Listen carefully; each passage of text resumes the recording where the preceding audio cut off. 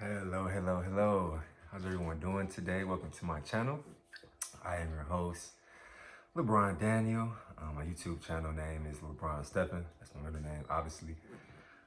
Just wanted to have a conversation with my audience about the NFL draft. I know today is the first day, the first round of the 2020 NFL draft, and it's so many, uncertainties going on with this pandemic going on, and it being a virtual draft, and so many guys not being able to experience the New York experience if they got invited, or having those big at-home parties like most guys do who are eligible and may get drafted. So I just wanted to come on my channel and give you guys some information and some advice on how to move through the draft, and more importantly after the draft, especially if you don't get picked up. So I'm about 8 years removed. I was in the 2012 NFL draft coming out of the University of Iowa. I was a part of a senior class of 13 seniors, and I would love to sit here and tell you guys that I got drafted, or I signed an undrafted free agent deal, or I got a rookie minicamp invite. But the truth being is, I didn't get any of those three. Out of 13 seniors, I was actually the only guy who didn't get an opportunity. We had 6 draft picks, 3 undrafted free agents, and 3 guys got an invite to rookie minicamp. So as you can imagine, I had a bunch of mixed emotions. I felt like I fell into like a dark place, a sunken place. I remember after the weekend of the draft, not getting an opportunity, not getting an undrafted free agent deal, not at the worst getting a rookie minicamp invite, which I thought and swore up and down that I would at least get, just to get an opportunity to get in someone's camp and compete. Once I didn't get that, I just fell into like a deep depression. I remember I didn't go anywhere for about 3 weeks, just at my father's house in Cleveland, Ohio. Just doing nothing every day, just laying around and trying not to like be soft and tear up and things of that nature. Got a few workouts in, just like body weight things. I can remember. I can actually laugh about it now, but back then, it wasn't that funny, right? Anytime I went somewhere and I had like some Iowa apparel on, I would like turn my apparel inside out. Like if I wore this hoodie, I would turn it inside out, or I would wear like a shirt over it, just so when I ran any errands, or went anywhere, I didn't get all the questions, because everyone coming out of Cleveland, Ohio, everybody knew that I was in the draft, and people thought I would at least get some type of opportunity, just like I did. So to have to face that fact of it not happening, that was a big pill to swallow, right? So after not doing anything for about 3 weeks, before I knew it, June had came around of the year 2012, and I was back home in Cleveland, Ohio, kind of just waiting it out, seeing if I could get picked up at all. Having meetings with my agent at the time. Shout out to Vince at that time. Just trying to navigate a plan to figure out, what we could do, what I could do. And June 2012 came around. I had to go back to Iowa City and move out of my apartment, right? So went back to Iowa City, stayed there for about a week, packed everything up, and drove back to Cleveland. So I got back to Cleveland. I knew that I had to stay ready, try to stay game ready, just in case opportunity came for a mini camp, or knowing that most training camps started at the end of July. So just trying to keep my condition up, keep my strength, things of that nature. So once I got back in July, I just started working out 5 times a week with Brian at the Edge in Cleveland, Ohio. He's definitely a resource if I have anybody in the audience who wishes to stay in shape, if they're from Cleveland, Ohio, or training in Cleveland, Ohio. Also, I train with Antonio Coleman at Game Speed Academy at the Word Church. He's a resource as well. Definitely reach out to him. I will leave their contacts and emails in the description below once this content is up, and you guys, anyone in the Cleveland area, can reach out to them, just as a resource to stay in shape and to kind of get their opinion on how you need to move forward, just depending on where you're at after the draft. The words and advice that you're getting from your agent, as far as what kind of opportunities you may or may not get, right? So obviously in July, I was a fresh graduate. college graduate, and I had to get a job. So knew I had a degree in sports management. I thought that I would be able to find some kind of office job or maybe an internship while I trained 5 times a week. So while I was applying for those kinds of jobs, my first job out of college, I worked for a landscaping company called Creighton Landscaping in Cleveland, Ohio. Their office was on McCracken Road off of Lee Road. And I worked there for about 5 months. And while I trained, like I say, when I think about it, it's just kind of funny thinking about that experience because I just had to kind of navigate and work to make some money to obviously sustain and take care of myself and stay in shape for as long as I could, right? So I did that for about 5 months, and October rolled around, just kind of trying to stay on my age and watching all the NFL games. I was like a tweener coming out, so that's like a defensive end / outside linebacker, perfect for a 3-4 scheme defense, right? So I was watching all their games, trying to staying on top of all the injury reports and seeing where I could possibly fit in, hop on someone's practice squad, things of that nature. And wasn't too many injuries from outside linebackers that season, 2012 season. So October came around, I said, wow, our pro day had been 7 months ago, right? March, I think it was March 12th of that year. So I said, I need to show the scouts and show teams that I can still move and I'm in great shape right now and I'm game ready. So I formulated a plan to put together a workout, combine style workout, 40 shuttle, L drill, and then specific, tweener pass rushing drills, change of direction, things like that. So again, shout out to Brian at The Edge. He helped me complete all that. We got the video done in like a week or two, and I sent it to my agent and to get him to send it to teams. And then I actually called the NFL PA office and tried to get player personnel emails from all the 3-4 teams. I mean, the list of 3-4 teams, wrote all those contacts down and sent that video that I made to all of those contacts.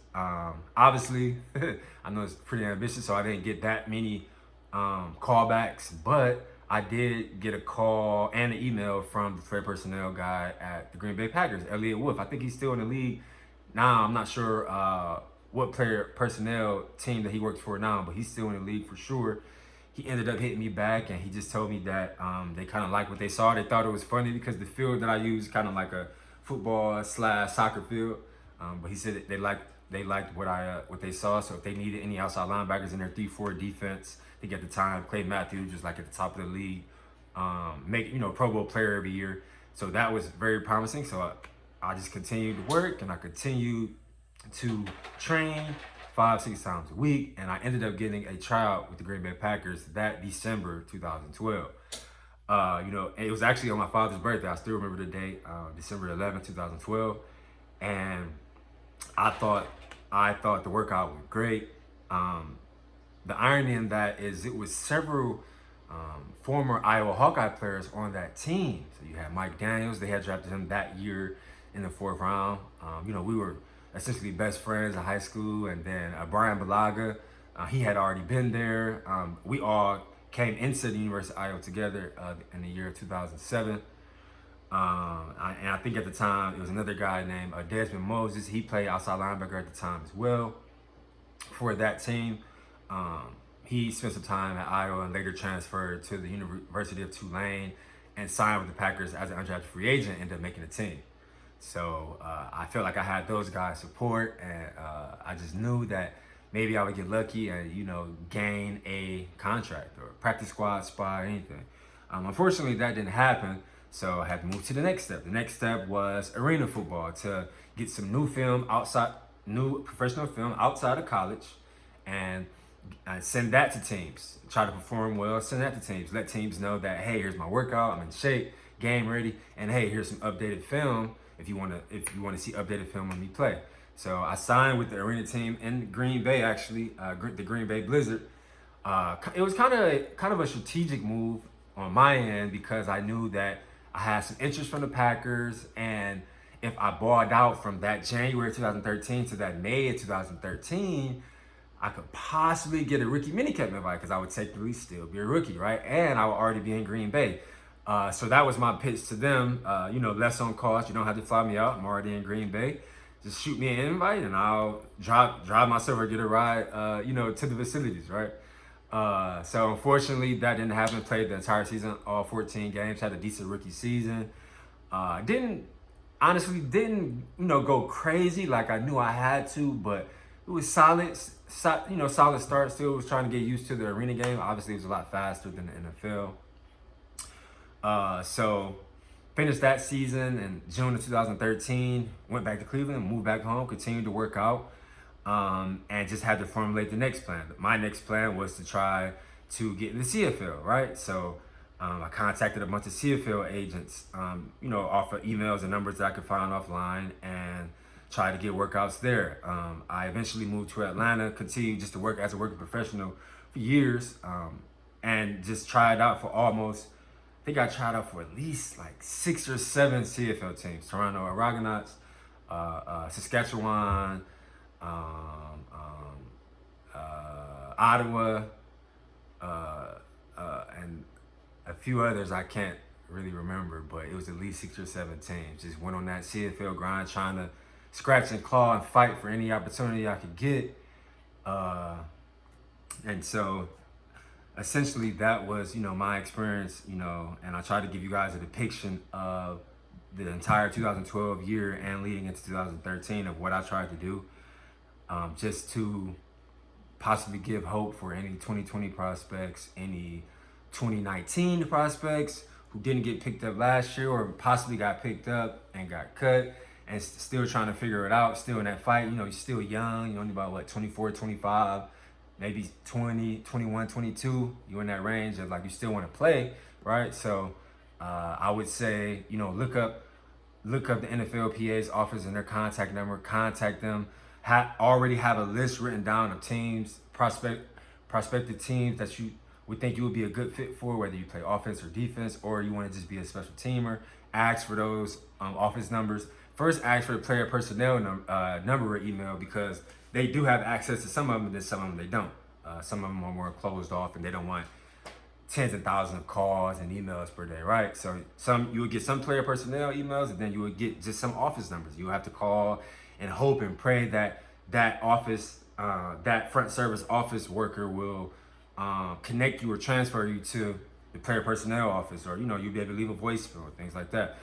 The more time that goes by, the more thirsty you will have to get. I mean, if you really want to play, that's what you really want to do. If you want to touch a dream, that's what you need to do. And obviously stay in contact with your agent, but don't just leave it on your agent. Be resourceful, be committed, and being committed and resourceful, you may have to, sit at home all day and call these numbers and send these emails, and be strategic about how you format your emails. Make sure your grammar is correct. You never want a player personnel guy or a coach for any NFL team, the top level of football, reading your emails and not really being able to understand what you're saying, right?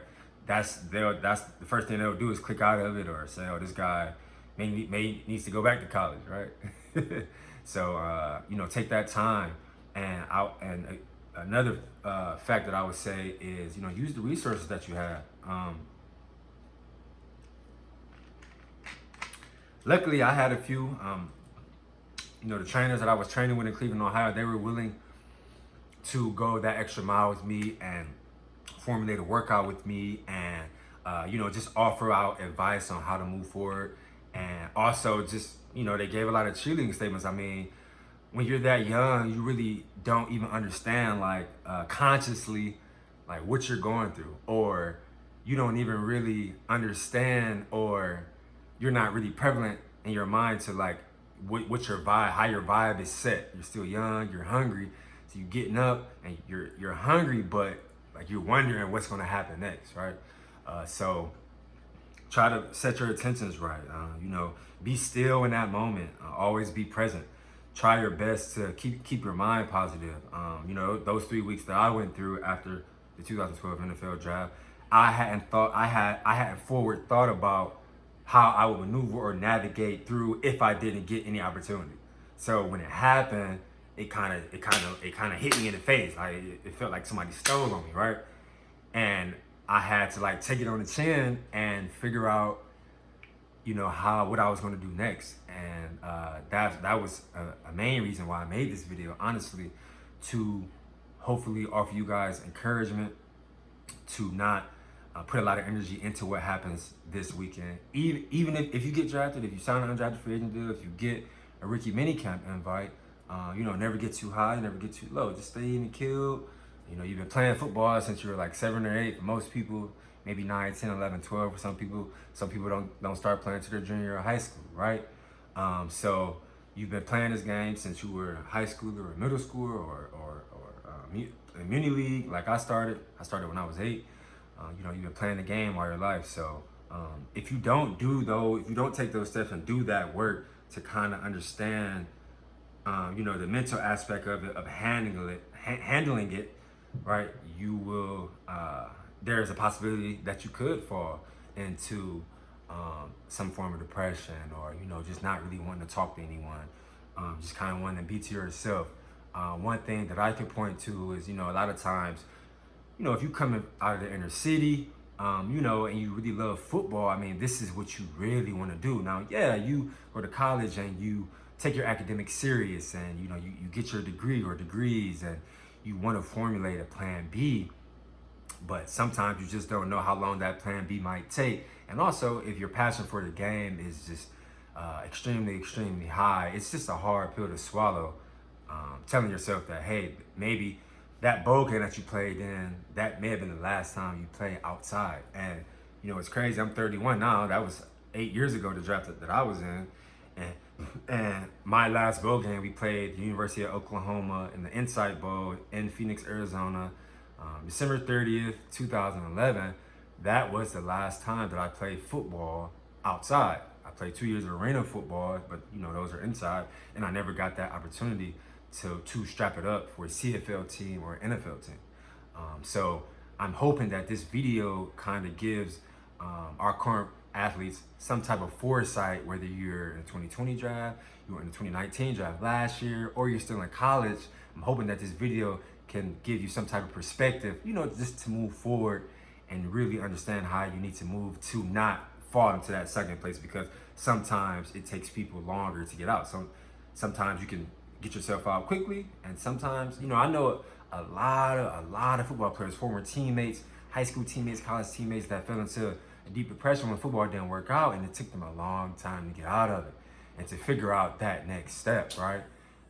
So I want to, pay it forward and tell the generation now to try not to do that. Look at other options. If you're still a current college student, please, I can't say it enough, look into internships. Now, when, during your career. Now, I know that you have summer workouts, and, those are grueling workouts in June and July.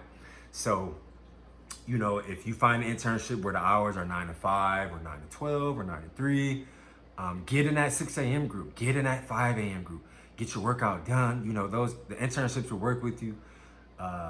Your football program should work with you. I feel like I kind of use football and a summer job as an excuse. Just being honest and transparent. I had a summer job. I actually worked with Mike Daniels. He's still in the league, 9 years in, still going hard, still going crazy. Shout out to him. Me and him worked at Hy-Vee grocery store in Iowa City. That was our summer job. We were just stockers and baggers. So I knew that I had to go really, really hard in my summer workouts in June and July, and work a decent amount of hours in the summer just to sustain, bills over the summer, because you're not getting a Pell Grant, you're not getting a scholarship check. You want to get those from, September to May, during the school year, or August to May during the school year. So you have to find a way to sustain. So I knew that between my football workouts and my summer workouts, my summer workouts and my summer job, how could I fit an internship in there, right? But there's a way. Where there's a will, there is a way. So I would love to tell all the current college students to find an internship, because if football doesn't work out, you will have that contact to possibly, get an entry-level job while you still train, right?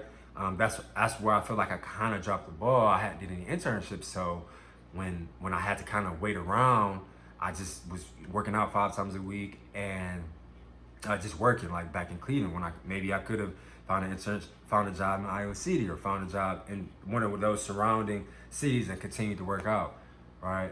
But I had to kind of climb the ladder and just figure it out because I hadn't formulated a strategic plan on how I was going to move forward. So I hope that this conversation will help anyone out there, whether you get drafted today, Friday, Saturday, you sign an undrafted free agent deal, you get a rookie minicamp invite. I know a lot of guys that had those opportunities and, for whatever reason, they didn't make the team or they had to migrate through several teams and eventually was out the league, whether it's a few months, 1 year, 3 years, 5 years, 7 years. So I would definitely say formulate a plan, lean into your family and like your friends and your trainers, because those are the people that you're training with. They see how hard you're working, they see all the work you're putting in, and you guys have to keep each other lifted, in prayer and in hard work and in manifestation, all those things, just to keep fighting that good fight, to just keep going towards your dream, right? I decided to just completely stop chasing in December 2017. So I did CFL workouts in Atlanta in the year 2014 and 2015. Whenever I found out about one, I would sign up, and I was still training 5 times a week. So I felt like I was still in pretty good shape. So I did that for 2 years. I mean, it's a grind. 2 years of working professional. And then I found kind of like a bigger agent that I felt like could, get my name out there if I had some good film. So signed with him. Shout out to John Persley at Sports Stars, New York. He didn't have to really take me on because he, was only dealing with NFL players. But he took me on because of a referral from Mike Daniels. I think that's still his agent. And I reached out to him and asked him, and he blessed me with that connect, and I was able to get him in 2016. I played arena football again at the age of 27 for the Iowa Barnstormers. I think I played 10 games. Thought I played extremely well. Got a few players of the week. Got a few honorable mention players of the week. Led the team in sacks. Led the team in tackles for loss. And we sent the film out again. I mean, still on that rat race, but I knew that was going to be my last time chasing the dream. And I knew that if I hadn't went for it again in 2016, I may have not been able to live with myself, right? Later on down the line, knowing that I still had that itch and that scratch to still want to play. So I had to get that out of my system, knowing that was going to be my last time going for it. And, use all the resources, talk to a few teams before and during the 2016 season, but ultimately it didn't work out.